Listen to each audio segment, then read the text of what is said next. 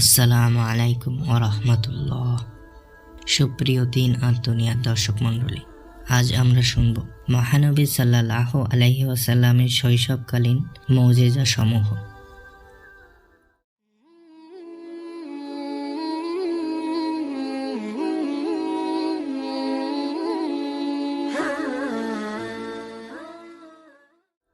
শিশু নবী হযরত মুহাম্মদ সাল্লাল্লাহু আলাইহি ওয়াসাল্লাম হযরত হালিমা রাদিয়াল্লাহু তাআলা আনহা এর ঘরে দুধ পান করার সময় বহু আশ্চর্যজনক ঘটনা অবলোকন করে হযরত হালিমা রাদিয়াল্লাহু তাআলা আনহা, তার স্বামী, এমনকি সমস্ত তায়েফবাসী অবাক হয়ে বিস্ময়ে ভাবছিলেন যে হযরত হালিমা রাদিয়াল্লাহু তাআলা আনহা এর ঘরে দুধ পানরত এই শিশুটি নিশ্চয়ই কোনো সাধারণ শিশু নয়, এর মধ্যে বিরাট কোনো বিশেষত্ব লুকিয়ে আছে। যথাসময়ে অবশ্যই তা আত্মপ্রকাশ ঘটবে। হযরত হালিমা রাদিয়াল্লাহু তাআলা আনহা এর প্রতিবেশীগণ সবিষয়ে লক্ষ্য করল যে ওই শিশুটি আগমন করা মাত্র মাঠে প্রচুর ঘাস জন্মেছে, আর অতি অল্প সময় ঘাস ভক্ষণ করেই ওই বকরিগুলোর পেট ভরে যায়, অথচ সারাদিন মাঠে বিচরণ করেও অন্যান্যদের বকরির পেট ভরে না।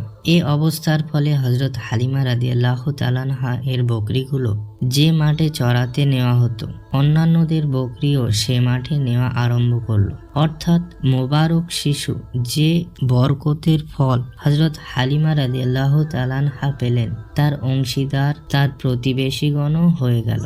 হযরত হালিমা রাদিয়াল্লাহু তাআলা আনহা দেখলেন অনাবৃষ্টির কারণে যে সকল ফল বৃক্ষ ও শাকসবজির গাছ প্রায় শুকিয়ে যাচ্ছিল, সেগুলো এখন সবুজ শ্যামল হয়ে উঠেছে।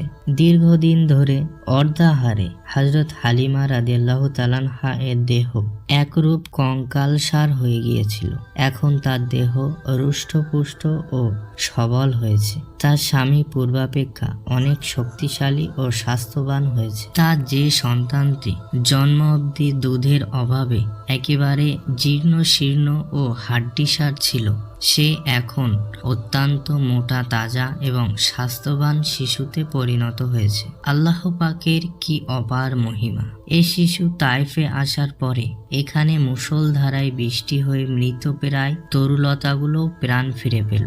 এক কথায় এ শিশুর বরকতে তায়েফের সামগ্রিক অবস্থারই এক অমূল পরিবর্তন ঘটল। তায়েফের সমস্ত অভাব দূর হয়ে এখন তায়েফ একটি সমৃদ্ধ এলাকায় পরিণত হল। হযরত মুহাম্মদ সাল্লাল্লাহু আলাইহি ওয়াসাল্লামকে আল্লাহর বিশ্ববাসীর জন্য যে রাহমাতুল লিল আলামিন রূপে প্রেরণ করেছেন, তার প্রথম নিদর্শন শিশু মুহাম্মদ সাল্লাল্লাহু আলাইহি ওয়াসাল্লাম থেকে প্রথম এ তায়েফ যেন প্রদর্শিত হলো। সুবহানাল্লাহ। হযরত হালিমা রাদিয়াল্লাহু তাআলা আনহা বলেন, আমি শিশু মুহাম্মদ সাল্লাল্লাহু আলাইহি ওয়াসাল্লামকে যতদিন প্রতিপালন করেছি, তার মধ্যে একটি বারের জন্য তিনি বিছানায় কিংবা আমার কাপড়ে পায়খানা প্রস্রাব করেননি। তার পায়খানা প্রস্রাবের বেগ হলে আমি তার বিভিন্ন লক্ষণ দেখে বাইরে নিয়ে তার হাজত সারিয়ে আনতাম। আর একটা বিশেষ লক্ষণীয় বিষয় ছিল যে তার মলমূত্রে কোনো দুর্গন্ধ ছিল না।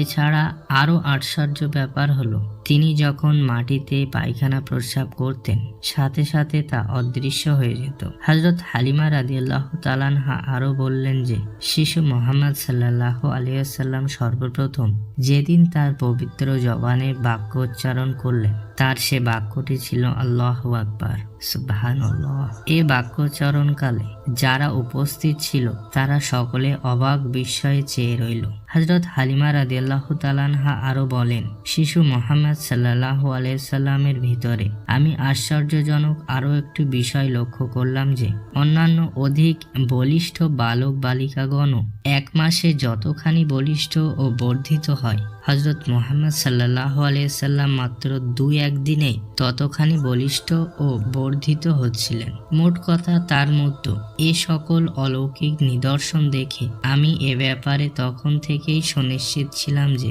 তার মধ্যে ভবিষ্যতের অনেক অমিত সম্ভাবনা লুকিয়ে আছে। সুবহানাল্লাহ।